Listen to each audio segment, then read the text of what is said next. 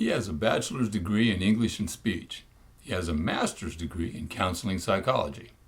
He's been a high school teacher, a university student counselor, a representative of the Ohio Education Association, and a representative for Blue Cross Blue Shield. He served in the Army Reserves for 8 years and has even served as an auxiliary police officer. However, these achievements are probably not how you know him. If you've seen him perform, you may not remember his name, but you certainly remember his incredible talent on the piano. Jack Widner greets each day with humility and gratitude. He is forever joyful and genuinely kind. He has a big smile and an even bigger laugh. He is thankful every day for his life, which he admits is blessed in many ways. One might say his is a life of grace.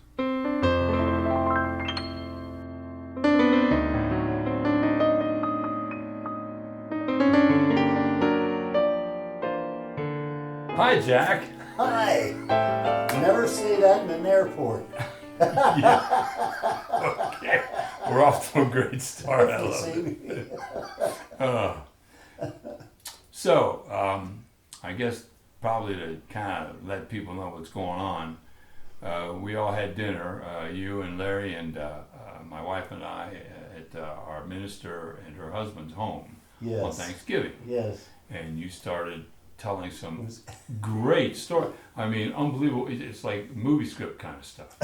and I thought we need to do something about this, because I'd hate to see all this stuff just vanish.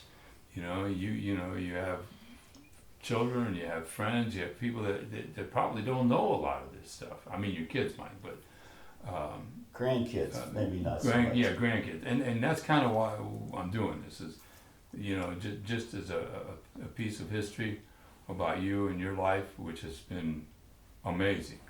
And so anyway, I guess we start out with just the normal preliminaries. What year were you born? 1937. I'm in my 88th year. Okay. Wow. And so I'll be 88 in October of this year. Okay. And it's great. I've had a great life. Yes, you have. And it still continues. Were you born here in Columbus? Where were you born? Kokomo, Indiana. Is that right? My father worked for Delco Radio, and they made all of the radios for the General Motors cars. Okay. Back then, so. Yeah, that's right. And my mom played the piano at retirement communities. Really? Okay. Yeah. Same thing that I'm doing, or was doing, until the end of the last year. And so she was great. In fact, I remember later in my life when she started to play in the retirement communities. Right. She asked me if I wanted to go with her. I was about 15 or 16. And I said, "Are you kidding?" I said, "I can't think of anything that I not wanted to do." Let's go to the old folks with you. But anyway, I did. And they were dancing, and she played really very well. Of course, she was an excellent pianist, but it really made me appreciate the feeling that she had and the audience had. Okay. Where Sure. they were sharing fun. And my mom was always that way. And when I started playing the piano, it was right after Glenn Miller had one of his hits of the 30s called "In the Mood." Sure. And it's still played now. And I messed around with it on the piano. Let me say this about my mom, which is great. She never intentionally tried to influence me in any way, even though she was a great pianist. She never told me, "Is it time for you to practice? Is it time for you to do that? Have you done this? Have you done that?" She never bugged me about it at all. She was always working with my terms. I think my whole life has been on my terms. Yeah. And I think that's what's made it so great, because I remember vividly when I was 5, 6 years old, I stuck my hand up in the air and I told whoever was listening, I'm going to have a good life. And whoever or whatever was listening said, oh, okay. Well, And it'll be. they were right. Yeah, I think so. I think it was. I think it was a very important part of my life. And anyway, I started with this song of In the Mood. And when I was maybe 4 or 5, I started to do it on the piano. And it's only got 3 notes in it. Da da da da da da da da da da da da da da da da. Anyway, and it's a very simple thing to play, but I got that thing down pretty cold. And my mom would have jam sessions over at the house, and they were playing different songs, and I went up to the piano, and my mom of course was playing, and I said, "How about In the Mood?" Did she know it? Yes. Oh, okay, just wanted to be sure. And she knew where I was going to play, because she probably heard me playing it at home before the group had come in. So the first time I played it publicly was in my mom's, in the piano room. How old were you? I was 5. Really? And I had that sucker down really well, and we had trumpets and trombones and drums and bass fiddle, and I mean there was a whole group of people in there that were providing the harmony to that song. So I would hit these 3 notes and play that thing through, and then I said, yeah, this is going to be for me. Right before the Second World War started, my dad was transferred to New Jersey because, as you know, during the Second World War there were no cars made by anybody. Right. So there were no interest in radios and cars, but there were interests in issues with the war. I remember that I took lessons in the school that was there, and can you imagine this? I've never heard of a public school having a sign on their bulletin board when you go in it saying, if you're interested in playing the piano, we have lessons for you after school. Never happened. Never heard of it. I still have never heard of it. And the school's name was Benjamin Franklin Elementary School in Westfield, New Jersey. So now, question: when your dad went to New Jersey, Yeah. Because a lot of the auto plants started manufacturing things for the war, right? Exactly. So that's what he was doing. He went over there. That's exactly right. Okay. Yes, that's exactly what he was doing, and I think it was some kind of part that he was working with. He was an executive in both places, both in Kokomo and but I don't know exactly what he was doing in New Jersey. If it But was it was a radio, war. if it was radios and Yeah, in yeah, Indiana. probably doing something. Right, communications or something. Yeah, right, exactly. The school program was terrific for me. There were 12 of us in the class after school, I think it was. And we had 2 teachers. And of course, back then we didn't have computers or anything, but they had boards that you had painted keys on them.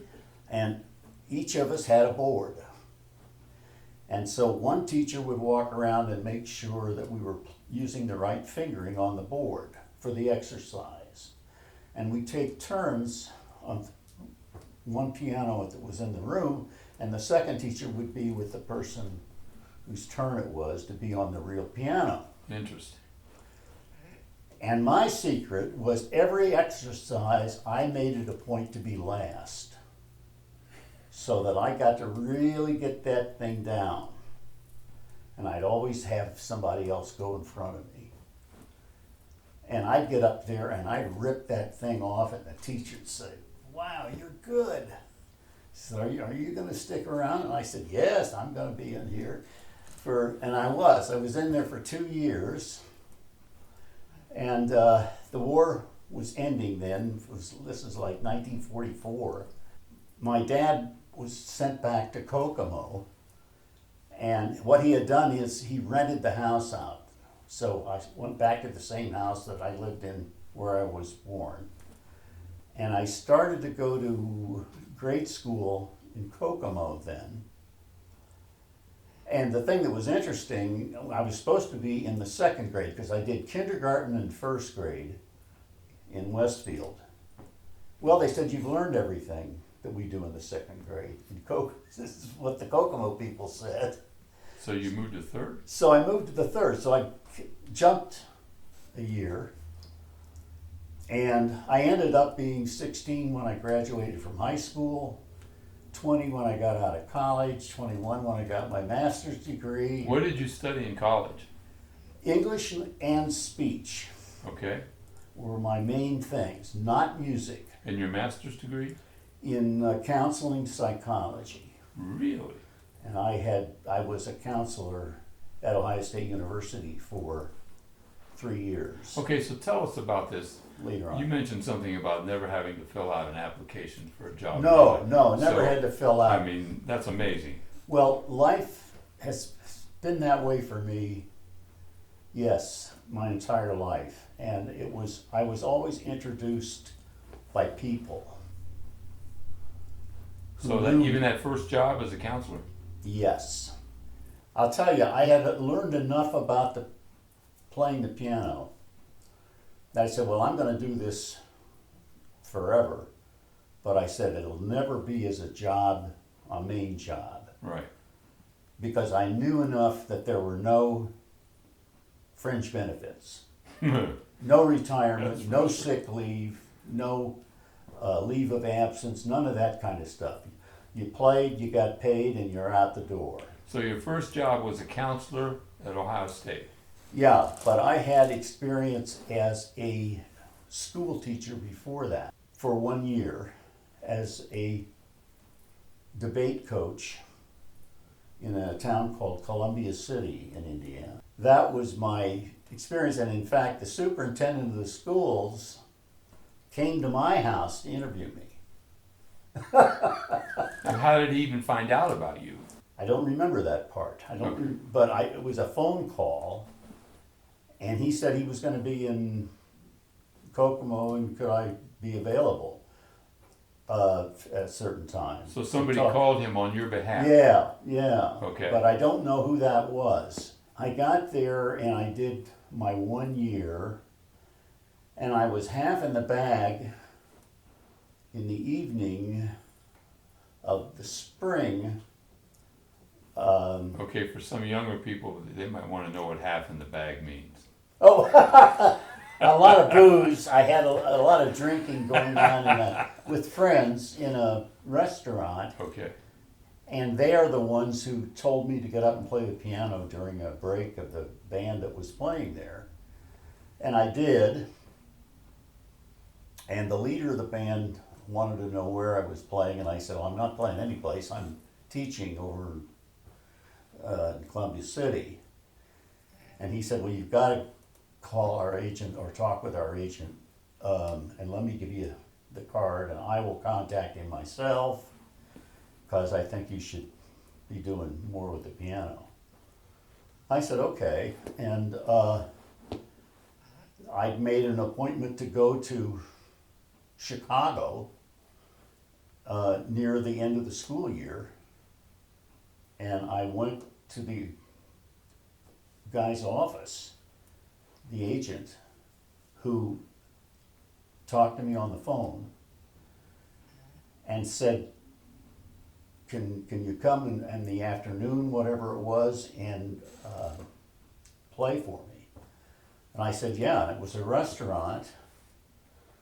And I played Autumn Leaves with my own arrangement. And I got a standing ovation from the people that were in there after I played it. And he said, well, you're going to have to work with me because we need you.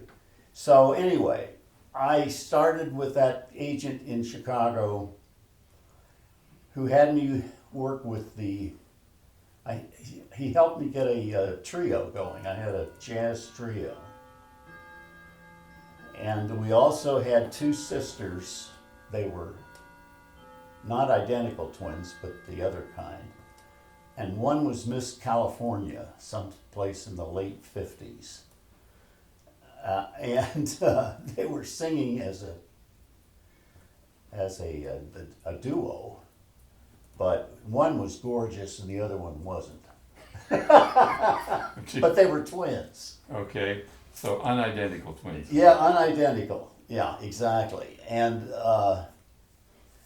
I was with them for about a year, and my last gig with them was called Benny Klein. Benny Klein's Steakhouse Right. was the name of it. Right. And I played there professionally for a week with these girls. And that was the end of my gigs.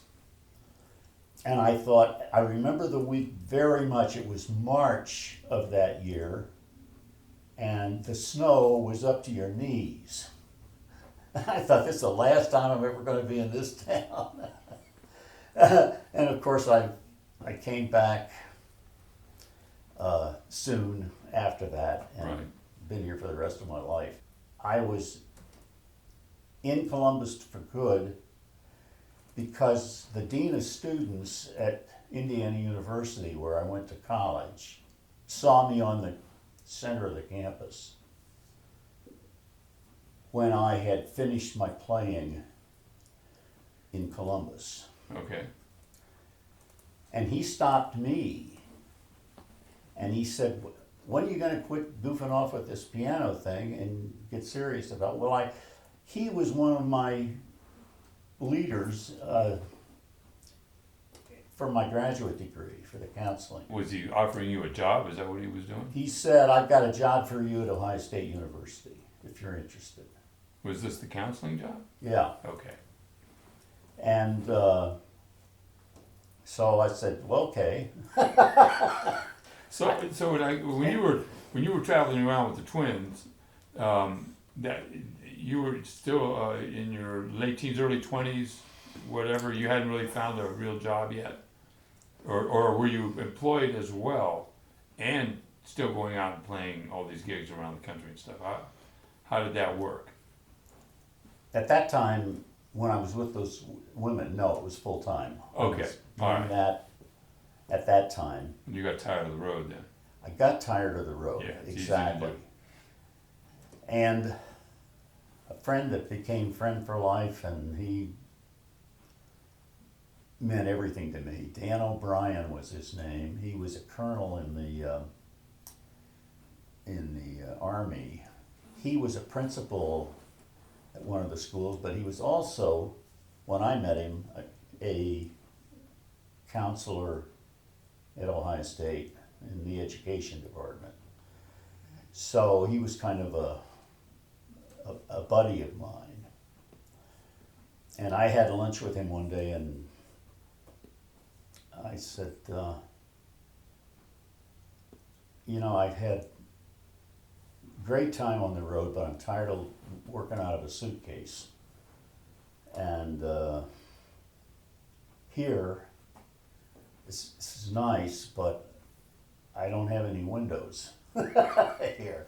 So I'm not sure about doing this job as a counselor. He said, well, I got the job for you. I said, really? He said, yeah, I want you to meet the Ohio Education Association chief. And I went down and met him and was offered a job. So I was at the campus for 3 years.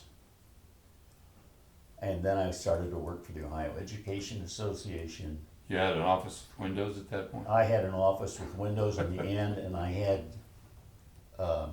what's his name that started Wendy's? Oh, Dave Thomas. Dave Thomas was flipping hamburgers on the corner across the street from Right. where I worked. And that was amazing. So now we're talking early 60s, mid 60s? What are we talking? I got my graduate degree in 59, Okay, 1959. My bachelor's was in 58, master's was 59. And then I went into the service for just 6 months. And I was started as a second lieutenant, and then I was a first lieutenant, and I got to be captain. all in 6 months? No, Oh. over the 8-year period that I had to be going once a week. Oh, okay. The one thing I forgot to mention is that in my graduate year, I was getting, I had a job playing the piano in Bloomington. So I had a free education because my master's was paid for by my job being a counselor. Okay. And then in the evenings on weekends, I played piano, and so I got a nice thing there. And then I got money from the government for being an officer for that whole year. So that year, I got a free education, free food, and then I had the piano going on. So now we're at Ohio State. You're in the 60s now. Are you? Yeah. When you got I this. started here in 62. Okay. So you continued to play piano like on weekends or? Yes. Okay. Yes. And so then I did, I worked for the Ohio Education Association. How many years there? 20. And so I retired from that because I was able to get a retirement in 20 years. And then I spent 7 years with Blue Cross Blue Shield.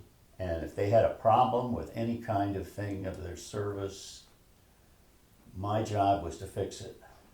And again, a job that you did not apply for. Did not apply for it except over the phone. The guy that I hired me was one of my clients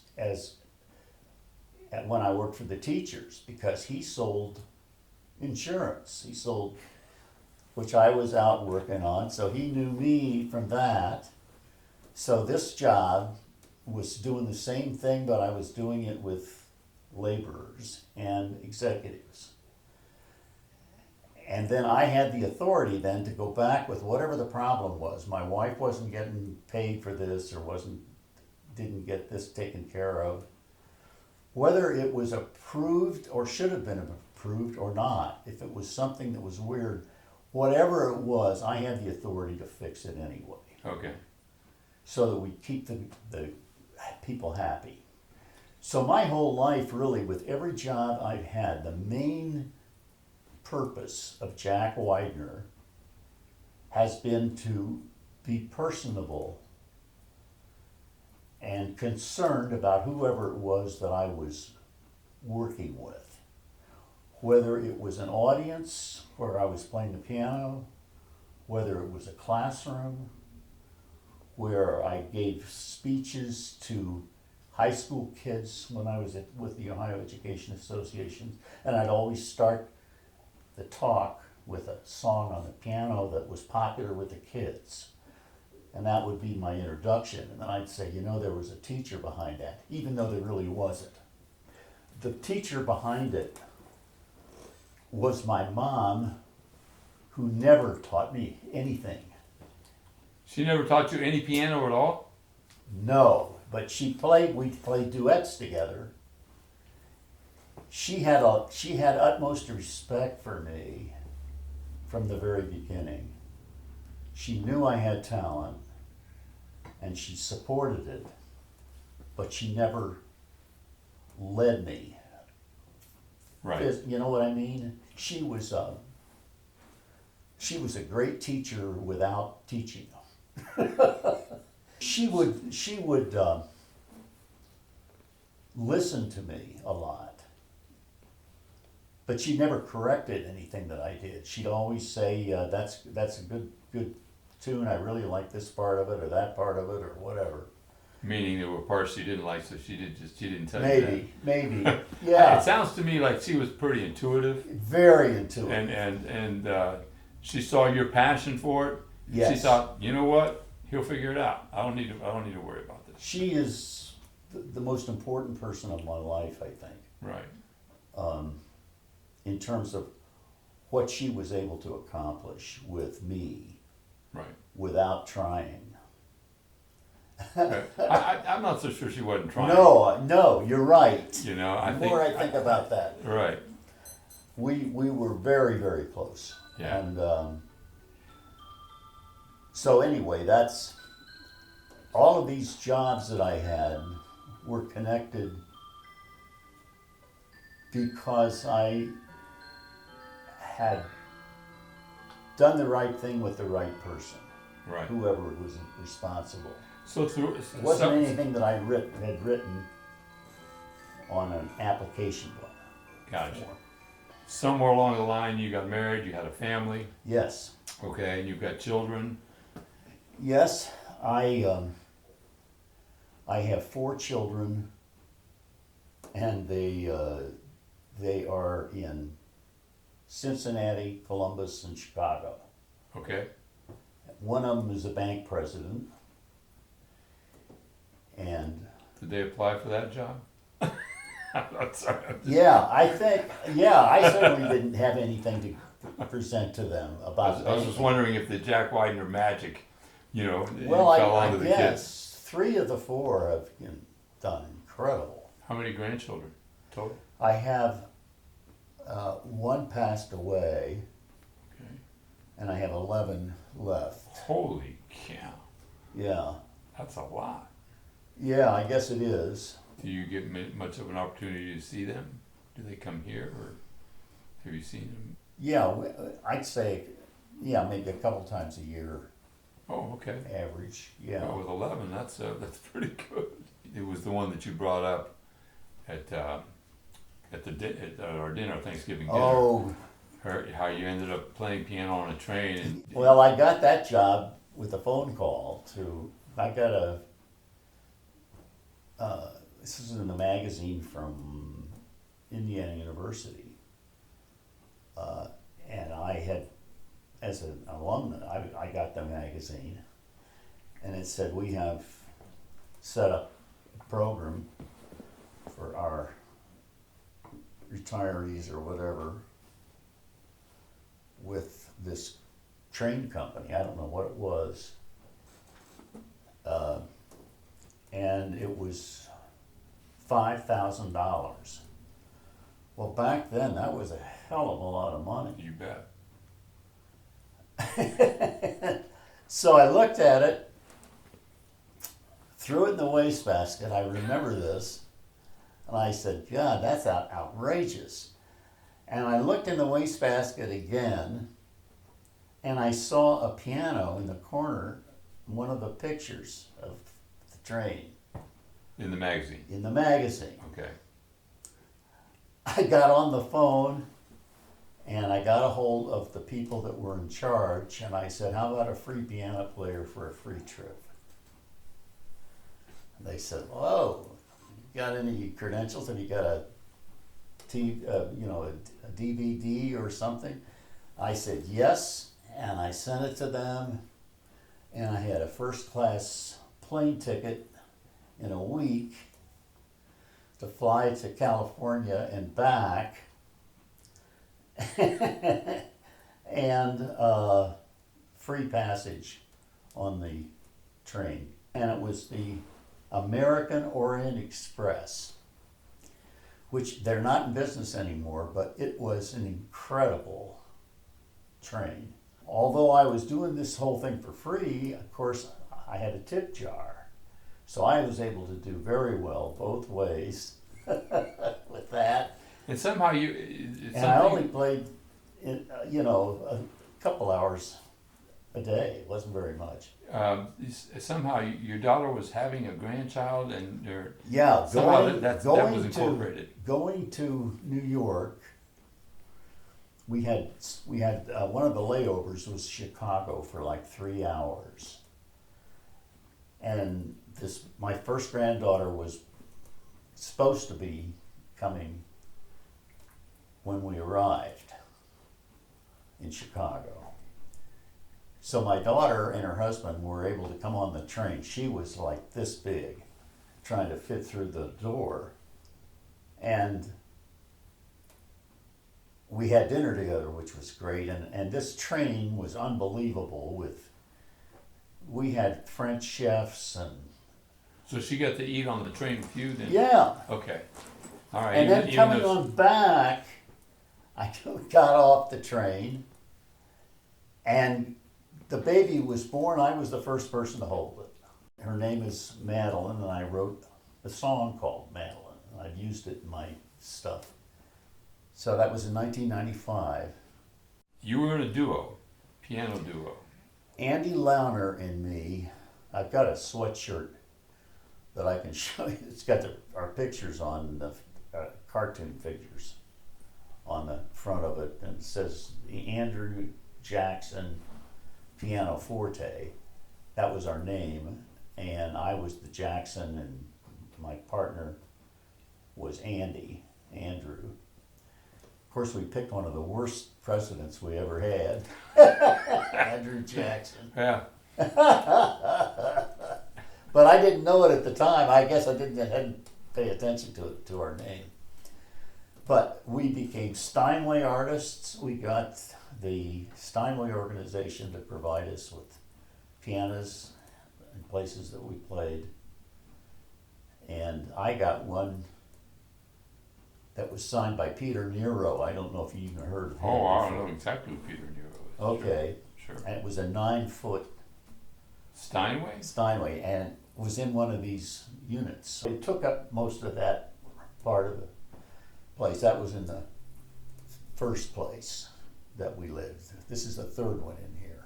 So did you have electronic pianos that you used in some of your performances, or? Yeah, whatever was, if there were not a piano available, we had ones that we used. Okay. And you faced each other, right? We faced each other. I mean, kind of like this Yeah, or something? Yeah, whatever the circumstances would be. Yeah, we would see each other one way or the other. Right. Would be on an angle, or it could be straight. How long did that duo last? 5 years maybe. Okay. And I was playing piano at the... Claremont. Well, I did that for like 20 years. I know. Sorry, I closed it. My ex-wife said I've closed more restaurants than any other musician. At that time, had you retired from a regular job, or were you still working? Like when you were doing the Claremont for 20 years. I mean, were you still working, or had you already retired? I was retired, I think, when I was taking that on, because I was doing 3 nights a week. I know I didn't do that with a full-time job. Yeah, with a full-time job. I mean, I saw you at the Claremont many times, because we would go down there and eat before we go to the play or whatever was going on. So, yeah, you were at the end of this one thing and you were up. Yeah, I must have just probably retired from Blue Cross. It leads me into this. How did you two meet? I called him. We met at Barnes & Noble over on Olentangy River Road. Oh, yeah, there was one there at that time. Yeah. And we met and talked, and I called him the next day, I think, or whatever.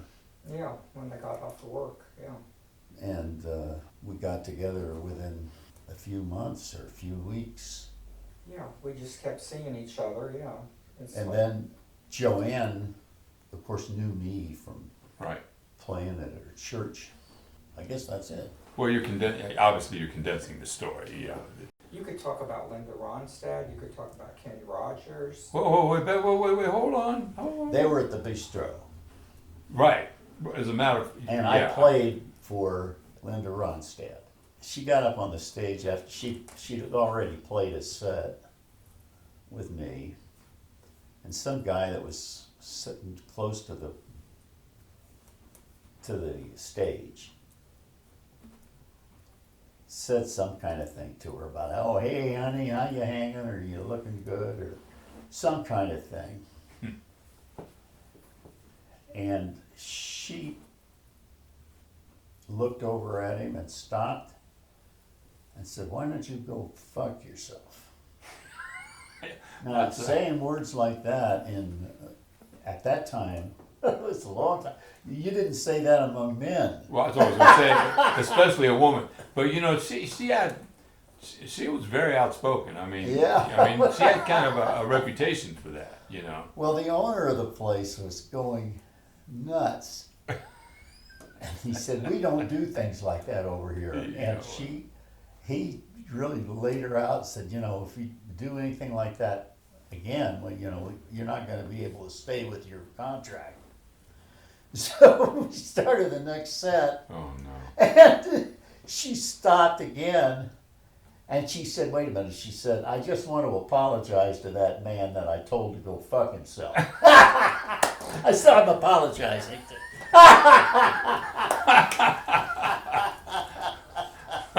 Yep, that's the Linda Ronstadt that I want to hear about. You know. And Kenny Rogers, you worked with Kenny? He was with the first edition. Right. And they were playing at the bistro. And I got to know him there, and I invited him to my home. We had some kind of a spread, chicken or something, turkey in the backyard. It must have been in the summer. Okay. So that's all. I just got to meet him and say hello to him. And of course, Now, he was not with the band at the time, or he was in the he band? was just wasn't he was there? with the band, but he came to our house As a solo, okay. just as a solo. Yeah. They had, first edition had a really good female vocalist named Thelma Camaccio. Oh yeah. And Yeah, that she was- really shined in that band, you know. But Yeah. Kenny obviously went on to have a heck of a career. Yeah. But I often wondered what happened to her. I don't know. 'Cause she was very good. And I didn't get to meet her, but I remember the name. Right. So in all your travels around the United States, playing piano, this and that, do you have places that you would call your favorite places to have played? We played once in Canada, which was fun, and we played in Toronto. Yeah, it was with the Edmund sisters. So I was still under contract with the guy from Chicago. Now, when you say we, you're talking about a trio now? Yes. Okay. Yes. All right. And then the two girls.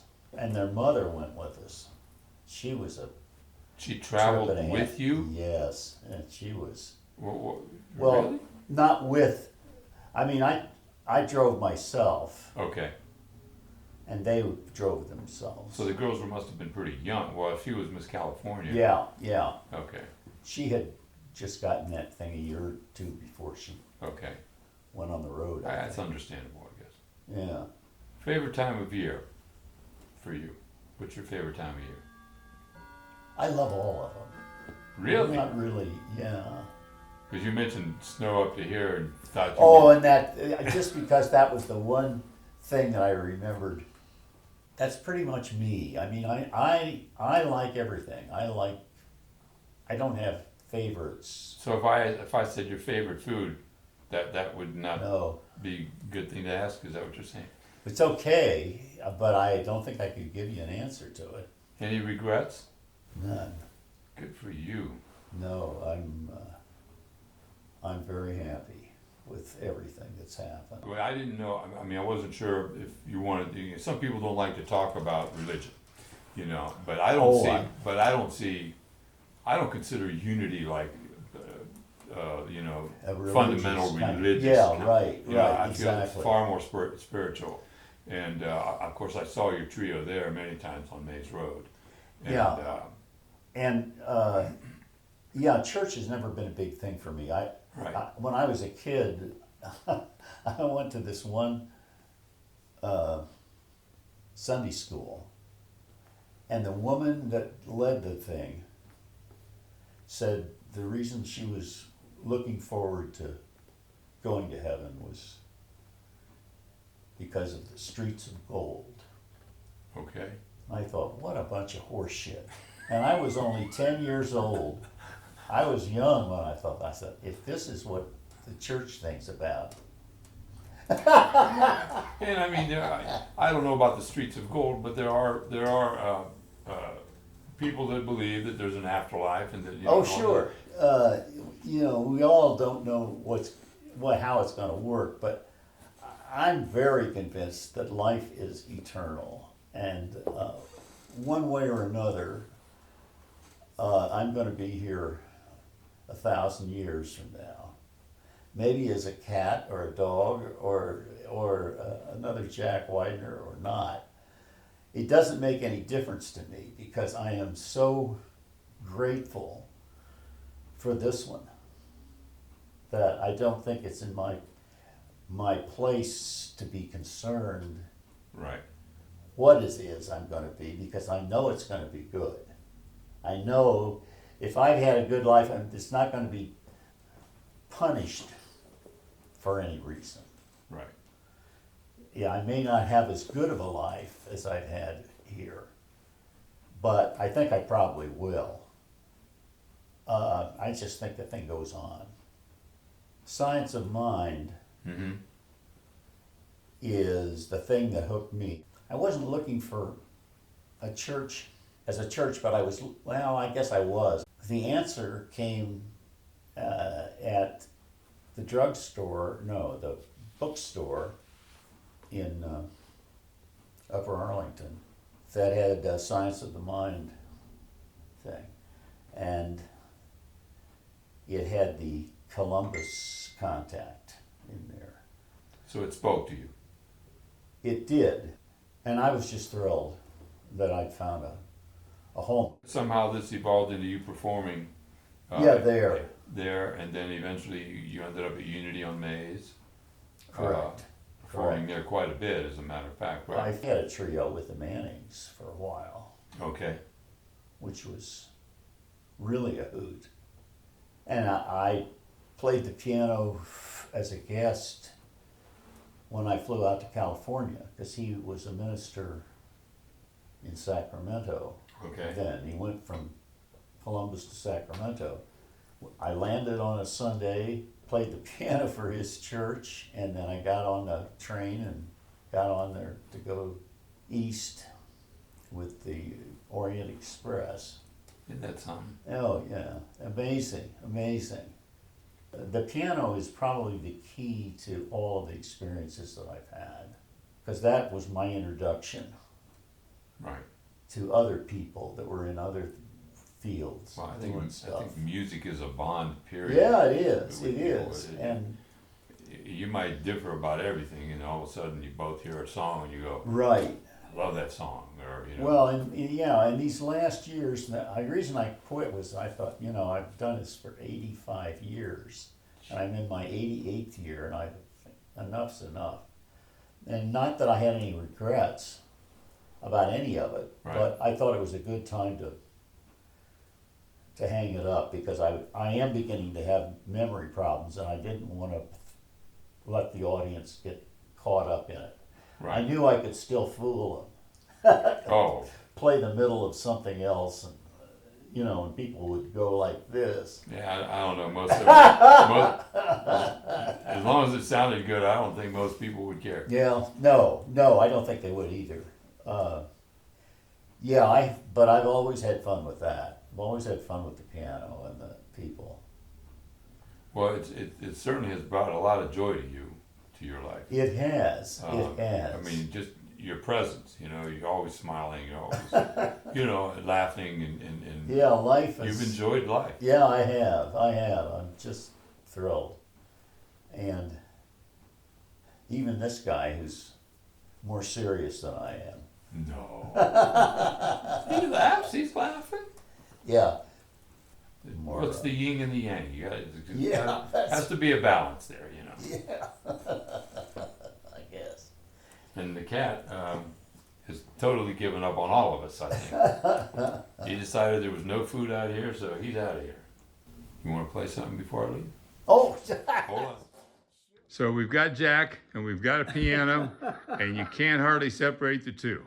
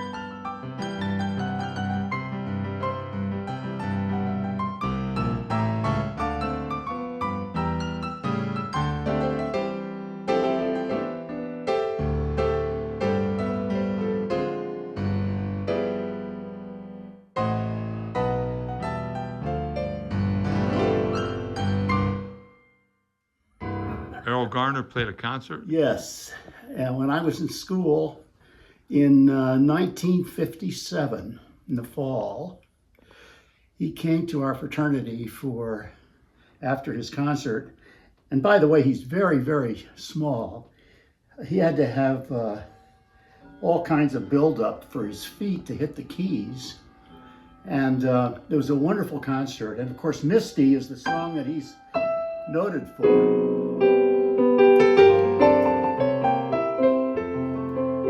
Anyway, we had him over for our fraternity for a special dinner for anybody that wanted to come and see him, meet him. And I went in through the line and I said, Mr. Garner, what's your favorite key to play in? And he looked at me and kind of squinted a little bit, and he said, that depends on the song that I'm playing. I said, oh, well, of course. Walked on through. When I got through the line, one of my fraternity brothers pushed me up against the wall. He said, what the hell are you doing asking such a stupid question to him? And I said, well, what was so stupid about it? He said, he doesn't know what the hell key's playing in. He doesn't read music.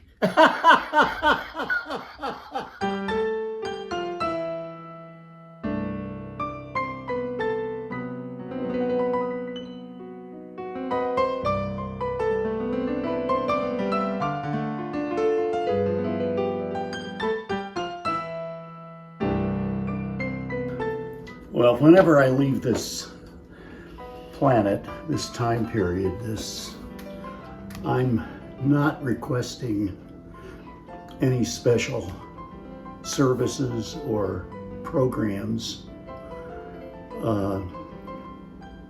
and I'm saying that to save a lot of good friends and family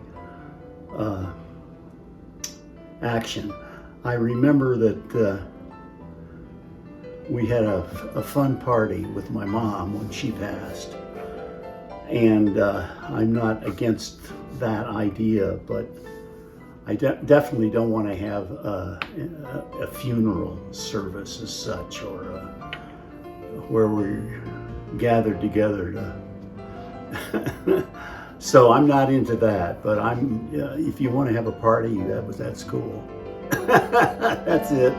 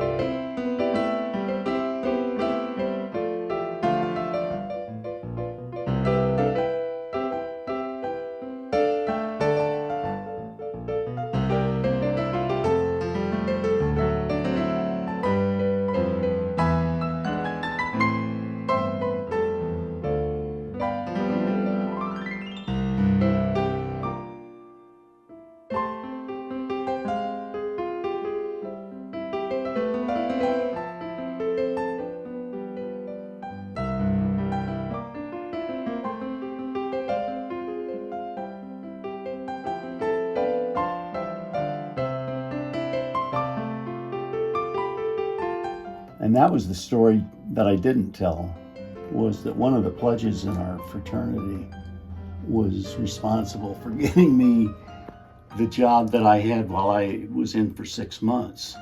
And he said, Lieutenant Widner, you're in the wrong line. You ought to get in this next one. And I said, oh, okay. And I was about 5 people back. I could be the head of the clerical school, the person in charge. And there'd be like 25 or 30 kids or privates in there doing their special thing on that, and I was responsible for that. If I had stayed in the line that I was in, I would be up to my knees in mud. all of the guys that I had served with, all of them got stuck with doing that, being a platoon leader, where they had all the hard stuff.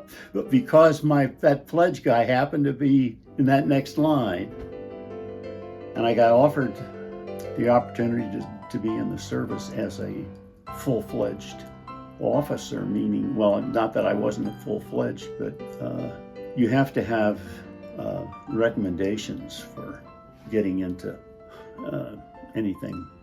Anyway, that was it.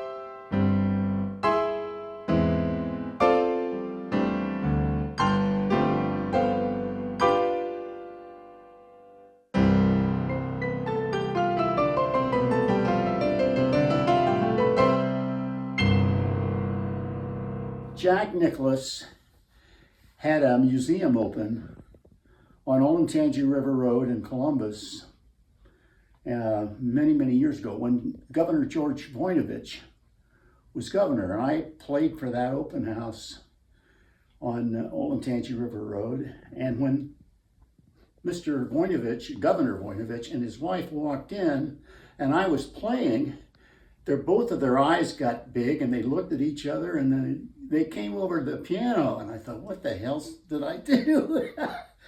And they came to the piano and they said, how did you know that was our wedding song? I said, well, I guess I'm just psychic. Here's the song.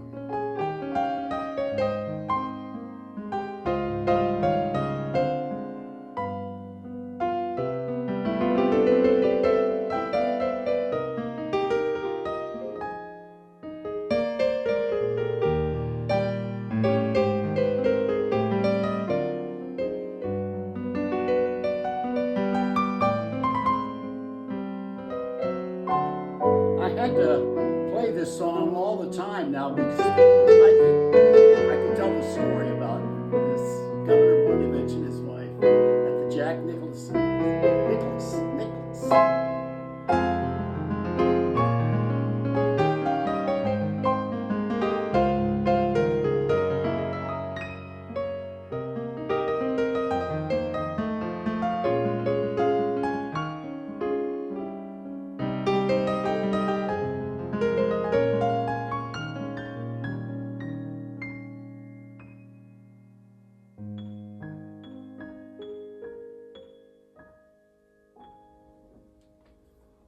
Nice tune.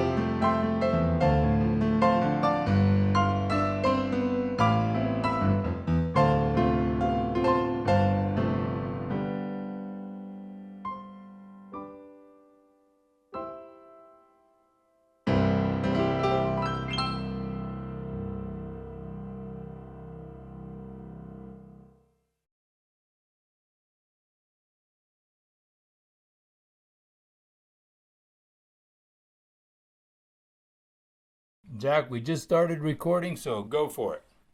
All right. Thank you. The year was 1992, which was a year before I retired from Blue Cross Blue Shield. And I was coming home from a conference down in the southern part of the country. And as I was halfway home, I was going through some mountain area, and I thought, wow, this is something. And I pulled off to the side of the road, and I looked at all of the... It was wonderful. It was the middle of the day, and the sky was beautiful, clear, and I saw these mountains and the trees and all of the things that go along with it. And it amazed me so much that I looked out there at this and I said, thank you. And this is wild to me. There was a voice from the back seat of my car. No one was there, but this voice said, thank you. And I turned around, and of course there wasn't anybody there, and I thought, what's going on here? And then I realized that if I hadn't been at that particular place at that particular time, that whoever was responding was using my eyes to thank the universe for having such a beautiful display. And I just thought that that was something really incredible for me. And that was a big spiritual awakening. So anyway, that's the story. And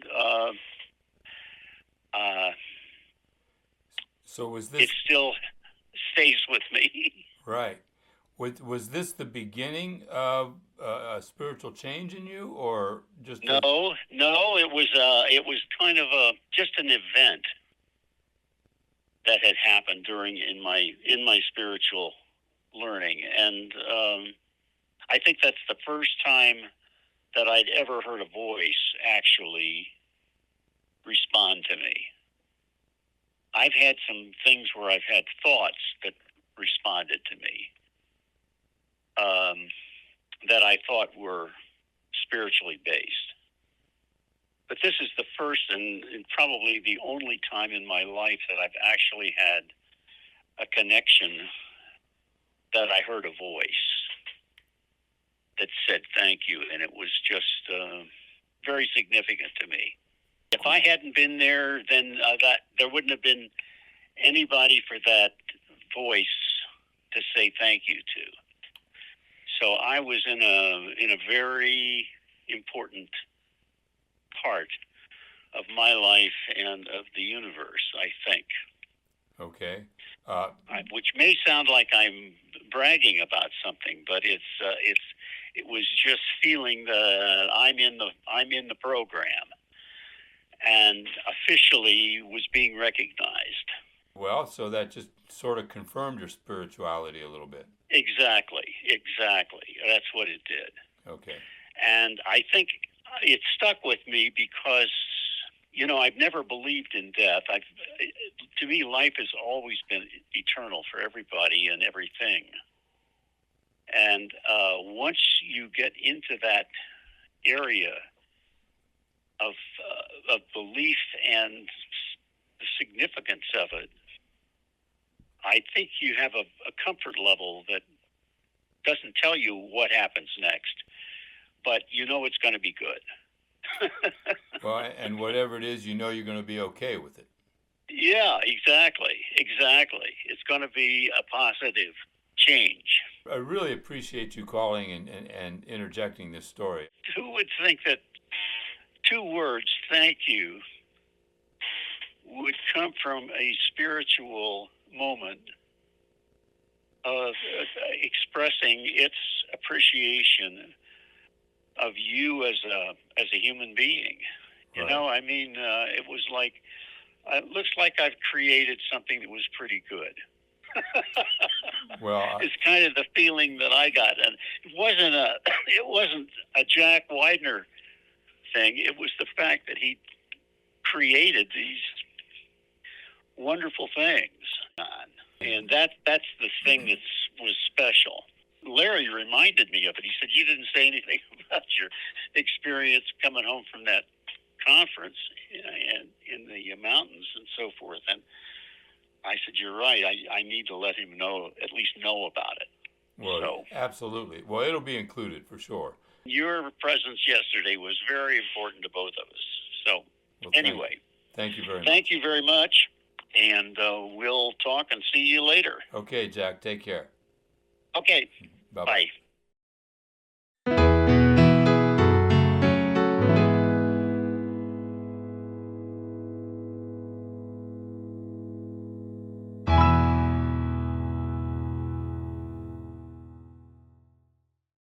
If you know anyone in the Columbus, Ohio area who would be interested in telling their story, please contact me, Michael Kontras, through the website www.whileimstillhere.net.